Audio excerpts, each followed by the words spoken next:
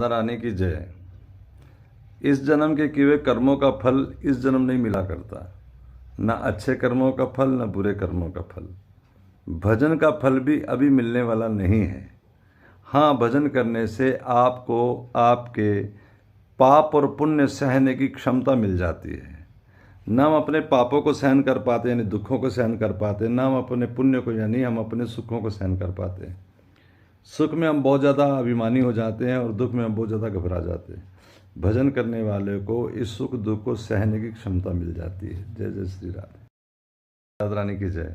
बहुत बार ये भी प्रश्न होता है कि अगर हम पूजा पाठ करते हैं, भजन कीर्तन करते हैं, मंदिर में जाके, तो हमें कोई लाभ नहीं मिलता, दुख सहने ही पड़ते हैं।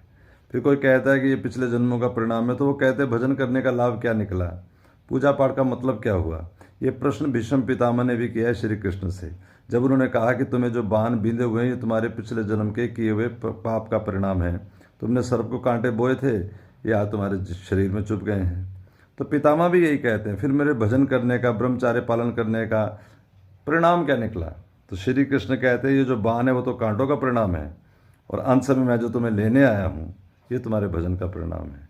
भजन का फल तो अंत समय पता लगेगा। 3 प्रकार के कर्म होते हैं, संचित कर्म, क्रियमाण कर्म और प्रारब्ध।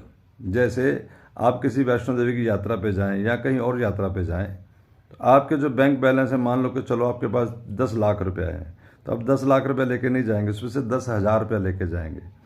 और रास्ते में अगर मान लो कोई आपको कोई काम आता है या आपने कोई बिजनेस कर लिया है जिससे आपको कोई लाभ हो गया, उसे आप क्रियमान कर्म करेंगे। जो आप लेके जा रहे हो उसे प्रारब्ध कहेंगे, और जो बाकी बैंक में रखा उसे संचित कहेंगे। तो अनेक जन्मों के हमारे कर्म हैं, उनमें से कुछ एक कर्म का पाप पुण्य बन के एक भाग्य बनता है, जिसे हमें कहते हैं प्रारब्ध। और जो हम अब कर रहे हैं उसे कहते हैं क्रियमान कर्म, और जो बैलेंस पड़े उसको कहते हैं संचित कर्म। भगवान के भजन करने से हमारे संचित कर्म और क्रियमान कर्मों का नाश हो जाता है, लेकिन जो प्रारब्ध में है उसे हमें भोगना ही पड़ता है।